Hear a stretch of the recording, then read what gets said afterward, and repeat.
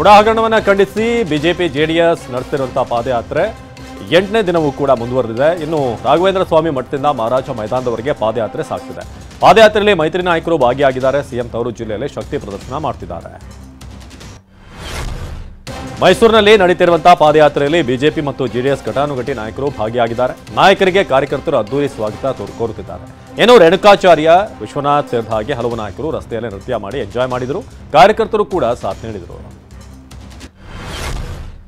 ಮೈಸೂರಿನಲ್ಲಿ ಇಂದು ದೋಸ್ತಿ ನಾಯಕರು ಬೃಹತ್ ಸಮಾವೇಶ ಆಯೋಜಿಸಿದ್ದಾರೆ. ಕಾಂಗ್ರೆಸ್ ಪಕ್ಷಕ್ಕೆ ಜೆಡಿಎಸ್ ಕೌಂಟರ್ ಕೊಟ್ಟಿದೆ. ಫ್ಲೆಕ್ಸ್ ಮತ್ತು ಕರಪತ್ರಗಳ ಮೂಲಕ ತಿರುಗೇಟು ಕೊಟ್ಟಿದೆ. ಮೈಸೂರಿನಲ್ಲಿ ಕಾಂಗ್ರೆಸ್ ವಿರೋಧಿ ಸರ್ಕಾರದ ಹಗರಣಗಳ ಫ್ಲೆಕ್ಸ್ ಎಂದು ಹಾಕಲಾಗಿದೆ. ನಿನ್ನೆ ಕಾಂಗ್ರೆಸ್ ಸಮಾವೇಶದಲ್ಲಿ ದೇವೇಗೌಡರ ಕುಟುಂಬದ ಫ್ಲೆಕ್ಸ್ ಹಾಕಿ ಕಾಂಗ್ರೆಸ್ಗೆ ಈಗ ಇವತ್ತು ಕೌಂಟರ್ ಕೊಟ್ಟಿದ್ದಾರೆ. ಸುಳ್ಳು ಆರೋಪಗಳನ್ನ ಮಾಡಿ ಬಿಜೆಪಿ ಜೆಡಿಎಸ್ ನಾಯಕರು ಪಾದಯಾತ್ರೆ ನಡೆಸ್ತಾ ಇದ್ದಾರೆ ಅಂತ ಮೈಸೂರಿನಲ್ಲಿ ಸಿಎಂ ಸಿದ್ದರಾಮಯ್ಯ ಕಿಡಿಕಾರಿದರು. ನನ್ನ ವ್ಯಕ್ತಿತ್ವಕ್ಕೆ ಕಪ್ಪು ಮಸಿ ಬಳಿಯಲು ಪ್ರಯತ್ನ ಮಾಡ್ತಿದ್ದಾರೆ. ಇದಕ್ಕೆಲ್ಲ ನಾನು ಜಗ್ಗಲ್ಲ ಬಗ್ಗಲ್ಲ, ನನ್ನ ವಿರುದ್ಧದ ಸುಳ್ಳು ಆರೋಪಗಳನ್ನು ಎದುರಿಸಲಿದ್ದೇನೆ ಅಂತ ಸಿಎಂ ಹೇಳಿದ್ದಾರೆ. ನನ್ನ ವಿರುದ್ಧದ ಆರೋಪಗಳನ್ನು ಎದುರಿಸಲು ಸನ್ನದ್ಧನಾಗಿದ್ದೇನೆ ಅಂತ ಮೈಸೂರಿನಲ್ಲಿ ಬಿಜೆಪಿ ವಿರುದ್ಧ ಸಿದ್ದರಾಮಯ್ಯ ಕಿಡಿಕಾರಿದ್ರು. ರಾಜಕೀಯ ಹಾಗೂ ಕಾನೂನು ಮೂಲಕ ಎದುರಿಸಲು ನಾನು ಸಿದ್ಧ. ನಿನ್ನೆ ನಡೆದಿರುವಂತಹ ಸಮಾವೇಶದಲ್ಲಿ ಹಲವು ವಿಚಾರಗಳನ್ನ ಬಿಚ್ಚಿಟ್ಟಿದ್ದೇನೆ. ಮುಂದಿನ ದಿನಗಳಲ್ಲಿ ಮತ್ತಷ್ಟು ವಿಚಾರ ಜನರ ಮುಂದೆ ಇಡ್ತೇನೆ ಅಂತ ಸಿಎಂ ಹೇಳಿದರು.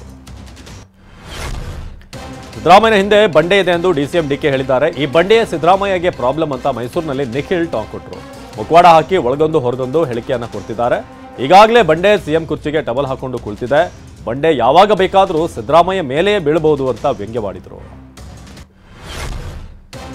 ಬಂಡೆ ಸಿಎಂ ಹಿಂದೆ ಇರುತ್ತಾ ಮೇಲೆ ಉರುಳುತ್ತಾ ನೋಡಬೇಕು ಅಂತ ಮೈಸೂರಿನಲ್ಲಿ ಟಿವಿ9ಗೆ ಮಾಜಿ ಶಾಸಕ ಸಾರಾ ಮಹೇಶ್ ಹೇಳಿದ್ರು. 2013-18ರಲ್ಲಿ ಇವರ ಸರ್ಕಾರ ಇತ್ತು, ಯಾಕೆ ತನಿಖೆ ಮಾಡಲಿಲ್ಲ? ಎಚ್.ಡಿ. ದೇವೇಗೌಡರ ವಿರುದ್ಧ ನಿನ್ನೆ ಪೋಸ್ಟರ್ಗಳನ್ನು ಹಾಕಿದ್ದಾರೆ. ಅದಕ್ಕೆಲ್ಲ ಸಮಾವೇಶದಲ್ಲಿ ಉತ್ತರ ಕೊಡ್ತೇವೆ ಅಂತ ಹೇಳಿದರು. ಬೆಳಗಾವಿ ಜಿಲ್ಲೆ ಕೃಷ್ಣಾ ನದಿ ಪ್ರವಾಹದಲ್ಲಿ ಕೊಚ್ಚಿ ಹೋಗಿ ರೈತ ಸಾವನ್ನಪ್ಪಿದ್ದ ಮೃತ ರೈತ ಬಾಳು ಚೌಹಾಣ್ ನಿವಾಸಕ್ಕೆ ಶಾಸಕ ಲಕ್ಷ್ಮಣ ಸವದಿ ಭೇಟಿ ನೀಡಿದರು. ಅಥಣಿ ತಾಲೂಕಿನ ಹುಲ್ಗಬಾಳ ಗ್ರಾಮದಲ್ಲಿರುವಂತಹ ಮೃತ ರೈತ ಚೌಹಾಣ್ ಕುಟುಂಬಕ್ಕೆ ಧೈರ್ಯ ತುಂಬಿದರು. ಕುಟುಂಬಕ್ಕೆ ಸರ್ಕಾರದಿಂದ 5 ಲಕ್ಷ ಪರಿಹಾರ ಕೊಡಿಸುವ ಭರವಸೆ ನೀಡಿದರು.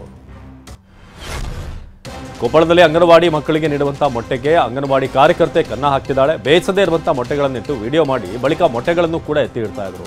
ಕಾರಟಗಿ ತಾಲೂಕಿನ ಗುಂಡೂರು ಗ್ರಾಮದ ಅಂಗನವಾಡಿ ಕಾರ್ಯಕರ್ತೆ ಲಕ್ಷ್ಮಿ ಸಹಾಯಕಿ ಶೈನಜಾ ಬೇಗಂನನ್ನ ₹4 ಮೊಟ್ಟೆ ಸೇಲ್ ಮಾಡ್ತಾ ಇದ್ರು. ಗುಂಡೂರು ಗ್ರಾಮದ ಅಂಗನವಾಡಿ ಕಾರ್ಯಕರ್ತೆ ಮೊಟ್ಟೆ ಕಳ್ಳಾಟ ಬಯಲಾಗಿದೆ. ಅಕ್ರಮದ ಬಗ್ಗೆ ಮಹಿಳಾ ಮತ್ತು ಮಕ್ಕಳ ಕಲ್ಯಾಣ ಇಲಾಖೆ ಅಧಿಕಾರಿಗಳು ತನಿಖೆ ನಡೆಸಿದ್ದಾರೆ. ಅಂಗನವಾಡಿ ಕಾರ್ಯಕರ್ತೆ ಲಕ್ಷ್ಮಿ ಮತ್ತು ಸಹಾಯಕಿ ಶೈನಜಾ ಬೇಗಂ ಸಬೂಬು ಹೇಳಿದ್ದಾರೆ. ಮೊಟ್ಟೆಗಳು ಅರ್ಧ ಬೆಂದಿತ್ತು, ಹೀಗಾಗಿ ವಾಪಸ್ ಪಡೆದಿದ್ವಿ, ಮತ್ತೆ ಕುದಿಸಿ ನೀರಲ್ಲಿ ಮೊಟ್ಟೆ ತೆಗೆದುಕೊಂಡಿದ್ದೇವೆ ಅಂತ ಕಳ್ಳ ಉತ್ತರ ನೀಡಿದ್ದಾರೆ.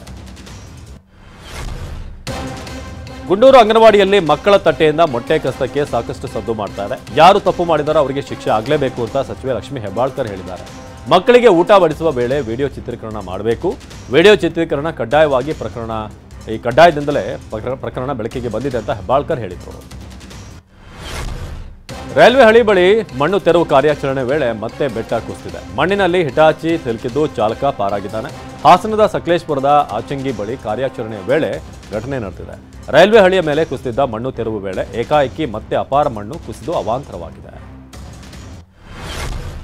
ಹಾಸನ ಜಿಲ್ಲೆ ಸಕಲೇಶ್ಪುರ ತಾಲೂಕಿನ ಬಾಳುಪೇಟೆ ಗ್ರಾಮದಲ್ಲಿ ರೈಲ್ವೆ ಹಳಿ ಮೇಲೆ ಮಣ್ಣು ಕುಸಿದು ಅವಾಂತರವೇ ಆಗೋಗಿದೆ. ಗುಡ್ಡ ಕುಸಿದಿದ್ದರಿಂದ ಮಾರ್ಗ ಮಧ್ಯೆ 5 ರೈಲುಗಳು ಸಿಲುಕಿದ್ದು ಸಂಚಾರ ಸ್ಥಗಿತವಾಗಿದೆ.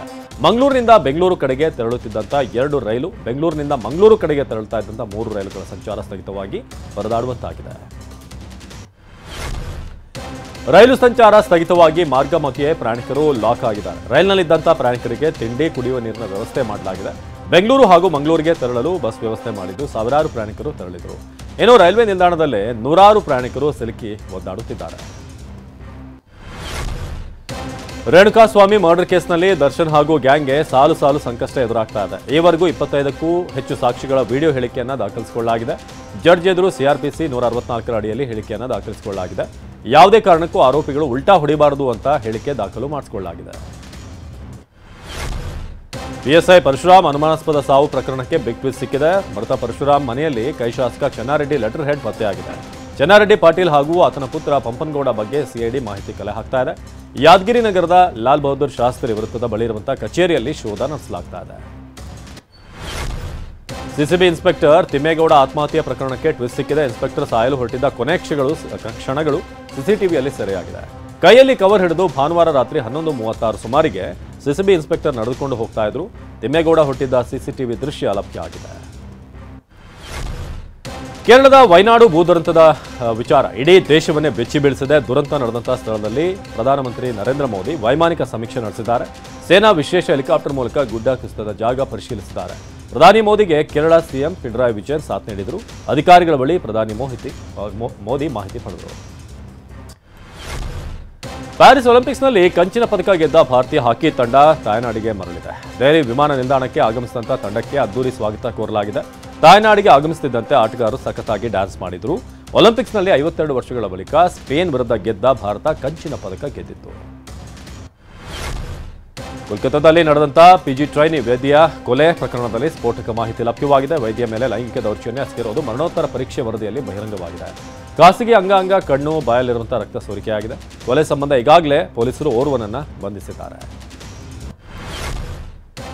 ಬಾಲಿವುಡ್ ನಟ ಆಮಿರ್ ಖಾನ್ ಚಿತ್ರರಂಗದಿಂದ ನಿವೃತ್ತಿಯಾಗುವ ಸುಳಿವು ನೀಡಿದ್ದಾರೆ. ಸುಪ್ರೀಂ ಕೋರ್ಟ್ನಲ್ಲಿ ಶುಕ್ರವಾರ ಏರ್ಪಡಿಸಿದಂಥ ಲಾಪತಾ ಲೇಡೀಸ್ ಚಿತ್ರದ ಪ್ರದರ್ಶನ ವೇಳೆ ಭಾಗವಹಿಸಿ ಮಾತನಾಡಿದ ಅವರು, ಕೋವಿಡ್ ವೇಳೆ ನನಗೆ 56 ವರ್ಷ ಆಗಿತ್ತು. ನನ್ನ ಜೀವದ ಕೊನೆಯ ಹಂತ ಅಂತ ಅರಿತುಕೊಂಡೆ. ನಿರ್ಮಾಪಕನಾಗಿ ನಾನು ಬಲವಾಗಿ ಭಾವಿಸುವಂಥ ಅನೇಕ ಕಥೆಗಳನ್ನು ನಾನು ಬೆಂಬಲಿಸಬಲ್ಲೆ ಅಂತ ಹೇಳಿದ್ದಾರೆ.